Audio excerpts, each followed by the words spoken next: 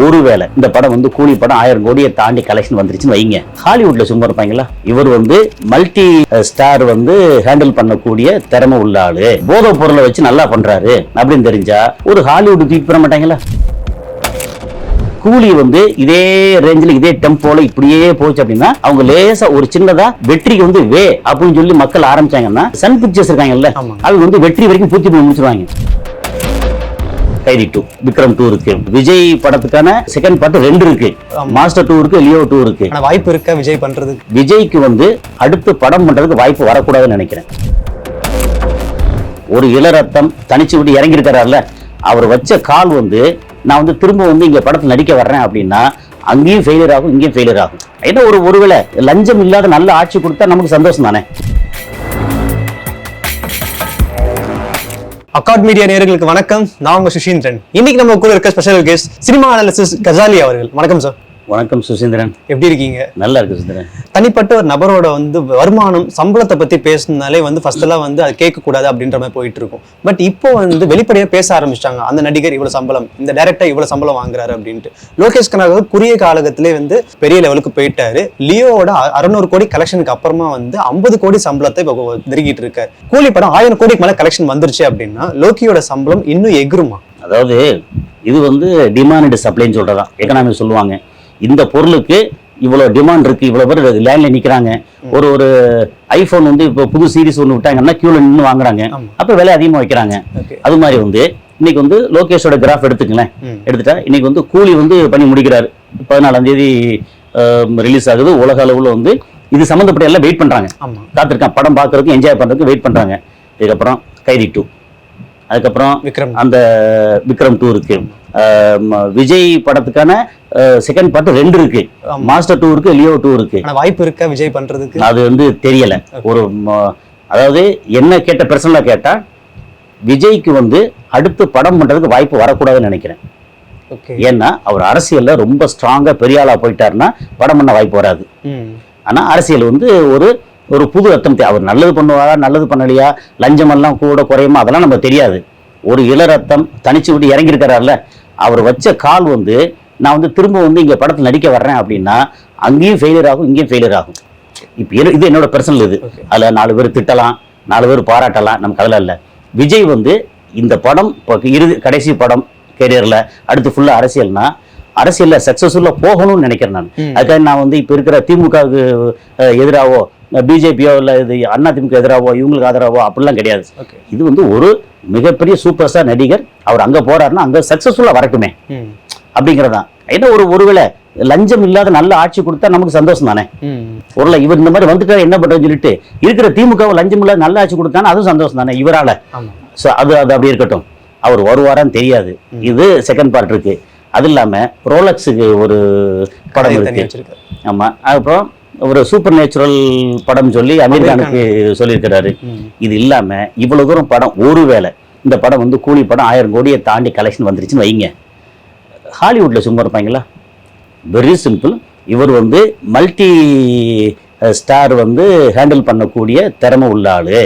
அது போக உலக அளவுல வந்து விலை போகக்கூடிய போதை பொருளை வச்சு நல்லா பண்றாரு அப்படின்னு தெரிஞ்சா ஒரு ஹாலிவுட் தூக்கி போட மாட்டாங்களா? கண்டிப்பா. இப்போ ஹாலிவுட்டுக்கு போனாரு வச்சுங்களேன், 200 கோடி ரூபா சம்பளம் வாங்குவார். டாலர்ல வாங்கும்போது ஆட்டோமேட்டிக்காக வந்துரும்ல. கண்டிப்பா. ஆமா. ஸோ இவர் வந்து இங்க இருந்து ஜம்ப் பண்ணி ஹிந்திக்கு போகட்டும். ஹிந்திங்கிறது வந்து வேர்ல்டு வைடு படமா இருக்கும்னு தோணுது, போகட்டும். அப்படியே வந்து இங்க பண்ணக்கூடாதுன்னு சொல்ல வரல. கைதி 2 பண்ணட்டும், மற்றெல்லாம் பண்ணட்டும், இடையில பண்ணிக்கிறட்டும். அவர் வந்து ஹாலிவுட்டுக்கு போகட்டும். போய் வந்து இவர் நம்ம ஊருக்காரு, நம்ம கோயம்புத்தூர் பையன், ஹாலிவுட்ல போய் ஒரு 400 கோடி ரூபா சம்பளம் வாங்குறாரு அப்படின்ற பெருமை நம்ம கொடுக்கட்டுமே. அவரை பார்த்து வந்து இன்னும் ஒரு 4 நம்ம டைரக்டர்ஸ் வந்து அங்க ஹாலிவுட்டுக்கு போகட்டுமே. நம்ம விரும்புறது அதுதான். லோகேஷ் கனகராஜ் வந்து கீழே வந்து பின்னாடி திரும்பி பார்க்காம திரும்ப வந்து இன்னும் ஒரு 50 கோடியில ஒரு படம் எடுக்கிறேன், 25 கோடியில ஒரு படம் எடுக்கிறேன், ஒரு சின்னதா வந்து ஒரு காதல் கதையா எடுக்கிறேன், குடும்ப கதையா எடுக்கிறேன் அப்படிலாம் இல்லாம மேலும் மேலும் மேலும் பெருசா போகட்டுமே, நமக்கு பெருமை தானே. கண்டிப்பா சார். அப்படி பார்த்துட்டு இருக்கும்போது கூலி படத்துக்கு மேல எதிர்பார்ப்பு பயங்கரமாவே இருக்கு. ஆனா வந்து இதுக்கு முந்தைய ரிலீஸ் ஆன பெரிய பெரிய படங்கள், பெரிய நட்சத்திர படங்கள்லாம் வந்து ஃபிளாப் ஆயிருக்கு. மக்கள் மனசையும் ப்ரொடியூசரை ஏமாத்திருக்குன்னு சொல்லலாம். ஸோ இந்த கூலி படத்துக்கு மேல எதிர்பார்ப்பு ஸ்ட்ராங்கா வச்சா பூர்த்தி செய்யும். எனக்கு தெரிஞ்சு இதுக்கு முன்னாடி தக் லைஃப் வந்து பெரிய எதிர்பார்ப்பு இருந்துச்சு. முதல்ல வந்து ஒரு ஓப்பனிங் விட்ட உடனே ஒரு ஆமா சார். இது விட்ட உடனே 15 minutes. கமல் மணிரத்னம் அப்ப திரும்ப இன்னொரு நாயகனா அப்படின்ற ஒரு வந்துச்சு. இவர் வந்து சிம்பு வந்து உள்ள வந்தானே எதிர்பார்ப்பு அப்படி எகிரிச்சு. கண்டிப்பா இங்கே எவ்வளோ பெரிய ஸ்டாரா இருக்கட்டும், எவ்வளோ எக்ஸ்பீரியன்ஸ்டு இயக்குனரா இருக்கட்டும், மக்களை வந்து ஏமாற்ற முடியாது. அதே மாதிரி இந்தியன் 2 இன்னும் பழைய அரைச்ச மாதிரியே நீ அரைச்சிட்டு இருந்தேன்னா, நீ சங்கரா இருந்தாலும் மணிரத்னமா இருந்தாலும் ஏஆர் முருகதாஸா இருந்தாலும் யாரா இருந்தாலும் மக்களை வந்து முட்டாளா நினைக்க முடியாது. அதுவும் முட்டாள நினைச்சு எடுக்கலாம் அர்த்தம் இல்லை. எனக்கு தெரியும் இது வந்து மக்கள் ஏத்துக்குவாங்க நம்புறாங்கல்ல, அது இல்ல. இப்போ வந்து ஒரு லோகேஷ் கனகராஜ் தூக்கி கொண்டாடுறாங்க. கூலி வந்து இதே ரேஞ்சில் இதே டெம்போல இப்படியே போச்சு அப்படின்னா கண்டிப்பா வெற்றி அடைஞ்சிடும். அதுல வந்து எந்த வித சந்தேகமும் இல்லை. அவங்க லேசா ஒரு சின்னதா வெற்றிக்கு வந்து அப்படின்னு சொல்லி மக்கள் ஆரம்பிச்சாங்கன்னா, சன் பிக்சர்ஸ் இருக்காங்கல்ல, அவங்க வந்து வெற்றி வரைக்கும் பூர்த்தி பண்ணி முடிச்சிருவாங்க. சன் பிக்சர்ஸ் லப்புன்னு கூவி உலகம் பூரா வந்து பெருசா கொண்டு வந்து வெற்றி அடைய வச்சிருவாங்க. ஓகே, அதனால கூலி வந்து வெற்றி அடையக்கான வாய்ப்பு ரொம்ப ஜாஸ்தி. அதே நேரத்துல ஒரு ஹச் வினோத், நெல்சன், அப்புறம் வந்து நமக்கு எல்லாத்துக்கும் முன்னாடியா பலவிதமான கிரிட்டிசிசம் ஒரு மேல இருந்தா கூட அட்லி, இப்படி யங்ஸ்டர்ஸ் வந்து பெரிய அளவுல வந்து சாதிக்கிறாங்கல்ல. அது போக வந்து ரஜினிகாந்த் வந்து இப்போ புதுசா ஒரு டைரக்டரை மீட் பண்ணி பேசிருக்கிறார். அது ரொம்ப நிறைய மீட் பண்ணி பேசுறாரு. அடுத்தடுத்த கட்டம் என்னன்னா, கமல் வந்து இளரத்தங்களோட சேர்றாரு, ரஜினி இளரத்தங்களோட இப்போ சேர்றாரு. அவரோட எக்ஸ்பீரியன்ஸுக்கு 150 படத்தை தாண்டி 200 படம் அப்படிங்கிற இடத்துல வந்து யங்ஸ்டர்ஸோட அவங்க சொல்றதை கேட்டு, ஓகே சார் நான் இந்த லைனை வந்து இந்த வார்த்தை இப்படி மாத்திக்கலாமா, இது இப்படி இப்போ செஞ்சுக்கலாமா, நான் இப்போ நான் நடிக்கிற இது ஓகே இருக்கா, இது உங்களுக்கு ஓகே இருக்கா கேட்கிறாரு அவரு. ஐயப்பா அந்த அளவுக்கு. அதே மாதிரி ரொம்ப முக்கியம், இந்த சினிமாவில் நான் வந்து கேள்விப்பட்ட வரைக்கும் ரொம்ப என்ன சொல்றது பாராட்டப்படக்கூடிய அல்லது யங்ஸ்டர்ஸு ஃபாலோ பண்ண வேண்டிய விஷயம் என்ன தெரியுமா, ரஜினியா இருக்கட்டும், இவன் கமல் வந்து நிறைய சஜஷன் சொல்ற ஒரு பக்கம், கமலா இருக்கட்டும், விஜயா இருக்கட்டும், டைமிங் 7 மணி ஷூட்டிங்னா கரெக்டா 7 மணிக்கு அங்க இருப்பாங்க, ரெடியா இருப்பாங்க. அந்த டைமிங் வந்து ரொம்ப ரொம்ப முக்கியம். அதை வந்து ஏன்னா தொழில் இல்லையா, தொழில் வந்து இந்த கால் ஷீட் இந்த டைமிங் ரொம்ப முக்கியம்னா அதை ஃபாலோ பண்றது, அது எல்லாரும் ஃபாலோ பண்ண நல்லது அப்படிங்கிறது தான். படத்துல வந்து பாடல்கள்லாம் வந்து ஒன்னொன்னா ஹிட் ஆகிட்டே இருக்குது. ஃபர்ஸ்ட் வந்து ஒரு சாங் விட்டாங்க, அடுத்து இப்போ மோனிகான்னு ஒரு சாங் விட்டுருக்காங்க. லோக்கி படத்துல வந்து இந்த மாதிரி ஒரு சாங் பிளேஸ்மெண்ட் வந்து இதுக்கு இருந்ததே கிடையாது. ஒரு புது முயற்சியா பண்ணியிருக்காரு. இது வாண்டடா பண்ணணுமேன்னு பண்ணியிருக்காரா, இல்லாட்டி கதைக்காக தேவைப்பட்டுச்சா? கதைக்கால ஏன்னா இப்போ உங்களுக்கும் கதை தெரியாது, எனக்கும் கதை தெரியாது.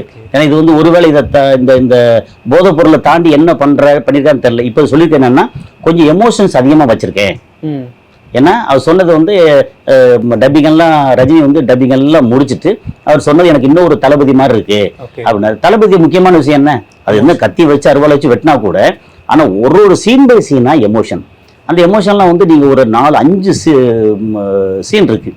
அந்த எமோஷன்லாம் வந்து பயங்கர பேக்டு எமோஷன். அது மம்முட்டி வந்து பானுப்பிரியா நெத்தியில போட்டு வச்சுட்டு அப்புறம் கூட்டு போறதா இருக்கட்டும், அந்த கூட்டு போய் அங்க வீட்டுல உட்கார வச்சுட்டு ராத்திரி வந்து இவர் வந்து அப்படியே உட்காந்துருக்கும் போது அந்த அம்மா குழந்தை வச்சுட்டு நடந்திருக்கும் பேசுறதா இருக்கட்டும், இல்ல இந்த வில்லன் கூப்பிட்டு வந்து நீ செத்துருவ, நீ என்கிட்ட வந்துரு, உன்னை இப்படி ஆக்குன்னு சொல்றதா இருக்கட்டும், இல்ல ஒரு விஷயமா இருக்கட்டும். அப்புறம் லவ் போர்ஷன் இருக்கு. இப்படி எடுத்தீங்கன்னா அது எல்லாமே எமோஷன் பேக்டு. ஓகே, ஆனா ரொம்ப வயலன்ஸ் பேக்ரவுண்டு. அது மாதிரி வந்து ஒரு தளபதியை பார்த்த மாதிரி இருக்கு அப்படின்னு சொல்லியாச்சுன்னா, இதுல வந்து அவர் ரியலைஸ் பண்ணி கொஞ்சம் நிறைய எமோஷன்ஸ் கொடுத்துருப்பான்னு தோணுது. இன்னொன்று, எந்த படமா இருந்தாலும் எமோஷன்ஸ் என்னைக்கு ரொம்ப நல்லா கன்வே ஆகுதோ, நம்ம கொடுத்துருப்போம், அந்த கொடுத்துருக்க எமோஷன் வந்து ஆடியன்ஸ்க்கு கன்வே ஆயிடுச்சுன்னா படம் ஹிட்டு. அதுக்கு நிறைய உதாரணம் சொல்லலாம். எப்படின்னா, விவேகம் படம் வந்து படம் பெருசா போகல, ஆனா விசுவாசம் வந்து எமோஷன் பேக்டு சூப்பரா போச்சு. ஈவன் பிசாசுன்ற படத்துல ஒரு 5 நிமிஷம் வந்து ராதாரவி வருவாரு, தன் மகளை பார்ப்பாரு, வெறும் இந்த கருப்பு கலர் ஆவியாவது பார்ப்பாரு. பார்த்து அந்த புலம்பல் இருக்குல்ல, அதுதான் படத்தை எங்கேயோ தூக்கி கொண்டு போச்சு. இந்த ஆதலால் காதல் செய்வன்னு ஒரு சின்ன படம், அதுல எல்லாம் சாதாரண கதையா போகும். கிளைமேக்ஸ்ல வந்து அந்த குழந்தை அந்த சாங்கு யுவன் சங்கர் ராஜா வாய்ஸ்ல வந்து அந்த சாங்கு கேட்கும் போது, அந்த குழந்தை படுற பாடு பார்க்கும்போது அப்படியே நமக்கு மனசு வந்து அப்படியே உருகி கணக்கும் பாத்தீங்கல்ல, அந்த எமோஷன்ஸ் படத்தை வந்து தூக்கி கொண்டு போச்சு. இப்படி அப்படி பார்த்தீங்க லப்பர் படத்துல எவ்வளவு எமோஷன் இருக்கு. டூரிஸ்ட் ஃபேமிலி இது வந்து நம்ம அயோத்தி படம். ஸோ அவ்வளோ எமோஷன், அவ்வளோ எனது படத்துல வந்து ஒரு ஸ்டேஜ் பை ஸ்டேஜா வந்து ட்விஸ்ட் அப்புறம் வந்து அவங்க படுற கஷ்டம் அடுத்து நடக்குமா நடக்காதா நடக்குமா அப்படின்ற மாதிரி அந்த மாதிரி சில விஷயம் எமோஷன்ஸ் எந்தெந்த படத்துல நல்லா இருக்கோ அது வந்து படம் பூரா வெற்றி. ஓகே ஓகே, இதுல எமோஷன்ஸ் நிறைய வச்சிருக்கேன்னு இருக்காரு. நல்லா கூலி படம் வந்து வெற்றியா இருக்கு, வாய்ப்பு நிறைய இருக்குன்னு நான் நினைக்கிறேன். இது இப்ப நமக்கு கதை தெரியாது. லோகேஷோட பாஸ்ட் இது பூரா வந்து வெறும் போதையா இருந்துச்சு. இது போதை இதெல்லாம் கொஞ்சம் தாண்டி எமோஷன்ஸ் நிறைய வச்சிருந்தாருன்னா இவருக்கு வந்து அடுத்த லெவல் போறதுக்கான வாய்ப்பு இருக்குன்னு அர்த்தம். Okay sir, super star Rajinikanth அவர்கள் இப்போ ரீசெண்ட் இயர்ஸாவே வந்து மல்டி ஸ்டார் மூவிஸாவே வந்து சூஸ் பண்ணிட்டு இருக்காருன்னு நினைக்கிறேன். தனிப்பட்ட முறையில் ஒரு முள்ளும் மலரும் இல்லாட்டி வந்து ஒரு பொல்லாதவன் இந்த மாதிரி படங்கள்லாம் பண்ற ரஜினியை எப்போ பார்க்கலாம்னு சொல்லிட்டு நிறைய சோஷியல் மீடியா சைடுங்க பேசிட்டு இருக்காங்க. வாய்ப்பு இருக்கா இல்லாட்டி இதே பார்க்கணும்? அந்த மாதிரி இப்போ முள்ளுமலரும் படம் வந்து ஒரு மாதிரி காலம் கடந்து பேசக்கூடிய படம். சரி, 6 to 60 வரை முள்ளுமலரும் இந்த மாதிரி படங்கள் வச்சுக்கலாம். ஈவன் பழைய தர்மதுரை இருக்குல்ல, அதுவா இருக்கட்டும், இதெல்லாம் வந்து என்ன சொல்றது, அது ஒரு பீரியட். ஓகே, இப்போ வந்து மல்டி ஸ்டார் படங்கள்ல வந்து நல்ல எமோஷன்ஸை கொடுத்தா நல்லதானே? ஆமா, இது இவர் மட்டும் தனியா நின்று இதுக்கு முன்னாடியே வந்து இவர் நடிக்கும் போது ரஜினி நடிக்கும் போதே தெலுங்குல ஹிட்டான ஒரு சௌந்தர்யா கூட்டு வருவாரு, ஹிட்டான அங்க ஆட்களை ஹீரோயின் பூரா அப்படி கூட்டு வருவாங்க.